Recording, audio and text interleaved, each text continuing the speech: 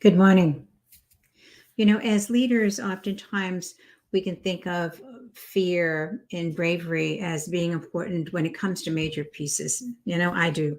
When it comes to war, when it comes to a company closing, when it comes to making a major move. The reality is, however, that fear is a part of everyday life. And fear can show up. It doesn't matter if you've done 100 podcasts. There can be the next one coming up and you feel with fear that you're going to blow it, that you're not going to say what it is you wanted to say. You're not going to get your message across.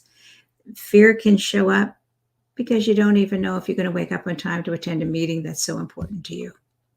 Fear shows up in the smallest of ways, and it can show up in the greatest of ways.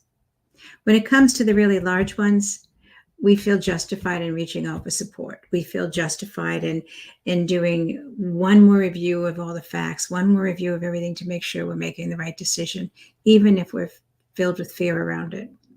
But when it comes to the smaller ones, we can be so abusive to ourselves. You should know better. You've got this. You've done it before. What's this all about? All the messaging we give ourselves about how ridiculous we're being. What if we were simply compassionate? What if we were compassionate in recognizing that it doesn't matter if I've spoken on stages to thousands, and I personally have spoken in 9 different countries. I've been on TV and radio in so many different countries. But I can be terrified of doing it right here. It doesn't have to make sense. Fear usually doesn't. But having compassion for ourselves, having compassion for the smallest fear we possess. Notice, what are you avoiding? What are you going? I joke with girlfriends, I think the toilets need to be cleaned. And they'll laugh and say, okay, what are you not doing? Because fear is just something that pops up. It's something that we want to avoid, something we're frightened of, something that we feel unsure about. Give yourself some compassion. Give yourself some love and understanding that fear doesn't have to make an ounce of sense. It just exists.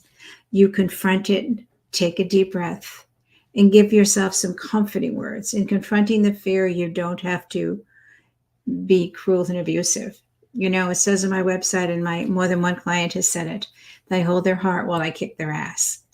And yeah, I'm pretty clear, pretty direct in making it happen for folks. At the same time, I also can be extremely compassionate to others as well as to myself. It's okay that you're terrified of this simple little thing, which if you stop avoiding it, you're going to complete in 5 minutes. Give yourself a break. Pull up compassion. Pull up warmth. Confront your fear, but also confront the warm and loving soul that's trying to go ahead and do something greater. Have a great day.